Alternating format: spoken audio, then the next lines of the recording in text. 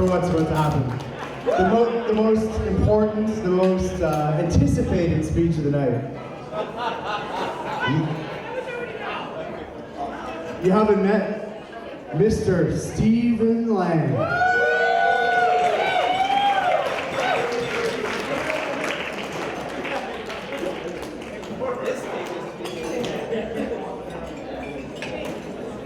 I'm excited too. Well, I think you're all ready for a lot of disappointment.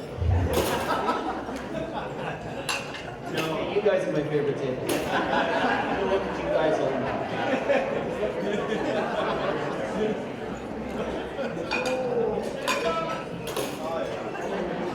You are a good-looking crowd, I'll say that much. I mean, you're all very attractive.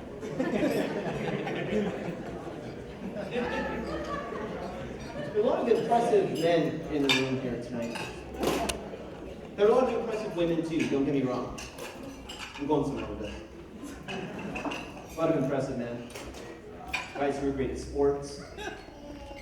Guys with degrees. Guys with very successful, long-standing careers, amazing providers for their families.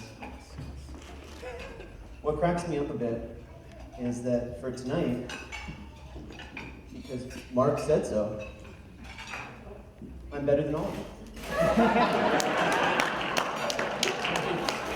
I'm the best. I'm the best man. That is a title that I am going to milk every last drop out of, because, I mean, I gotta make the most of it. For tonight, I'm the best man, and I don't know if that's ever gonna happen again. Especially after this display. It's like a towel I'm breathing out. I think it's pretty common when you're choosing your best man that you're probably going to trade being best man. I make you my best man, you make me yours. So with this in mind, when I was getting married, it occurred to me that I don't particularly care to deliver a best man speech. It's a really high-risk, low-reward kind of activity. And with that in mind, I looked around at my group of friends and I said, you know, which of these guys is the least likely to ever get married?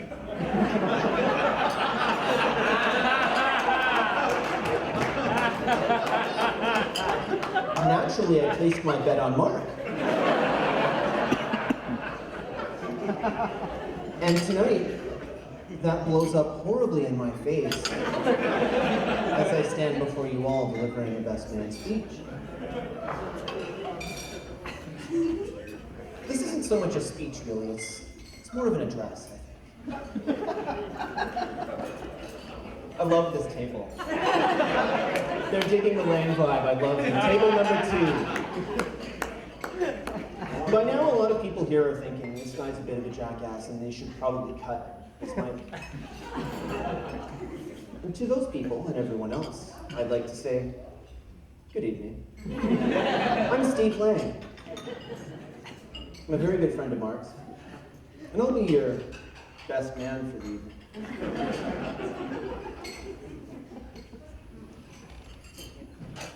But I was just joking when I talked about why I chose Mark to be my best man. I chose Mark because he's my best friend, and I love the guy. Like a brother. I don't want to suggest anything. Sinead, he's all yours.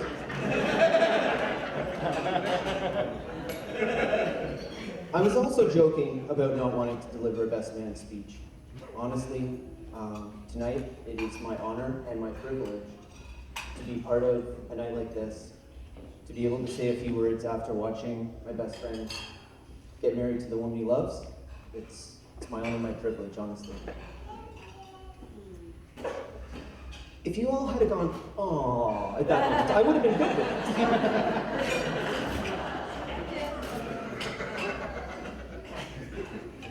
I've known Mark for a really long time, almost exactly 25 years. I met Mark on the first day of grade 8. And I had just moved to Pickering from Regina. And I walk into our grade 8 classroom, which seems harmless enough, but our grade 8 class was split between grade 7s and grade 8s. No one tells the new guy, of course. I walk in and I sit in the grade 7 side of the room. Which isn't a big deal, it's just that grade 7 and 8 kids are a very unforgiving audience. If there are any here tonight, hi kids. Please don't emotionally scar me, please. Do you remember that? So eventually I get my ass out of the chair and I go and sit on the grade 8 side of the room. And I sit beside Mark. And we had our first conversation. And I said, well, that was smooth. I really just can't wait for this to be done. I hate school. He said, yeah, I hate school too. I said, the worst part of it is that you're not even necessarily done when you think that you're done. My sister had just finished university and now she's in college studying to be a paralegal. And Mark says to me, paralegal, wow. No use of her arms or legs and she's still gonna practice law?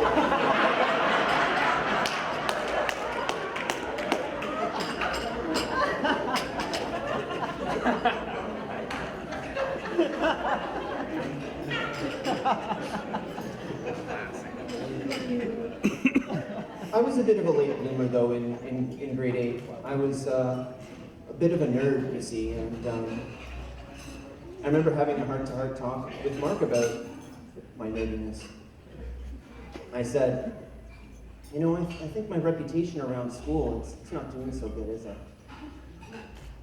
The other people kind of think I'm a nerd, right? And he said, no, Steve, listen. I'm gonna help you out, okay? You got it all wrong. They don't think you're a nerd. Nerds are smart.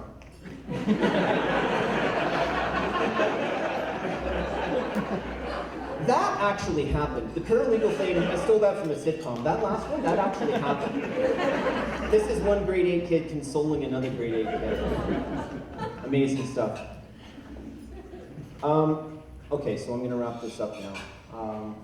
Sinead, you're an amazing girl.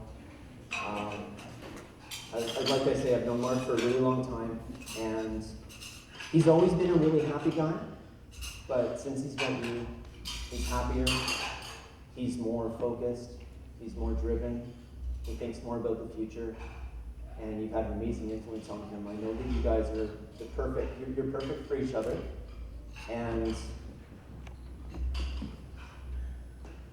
congratulations.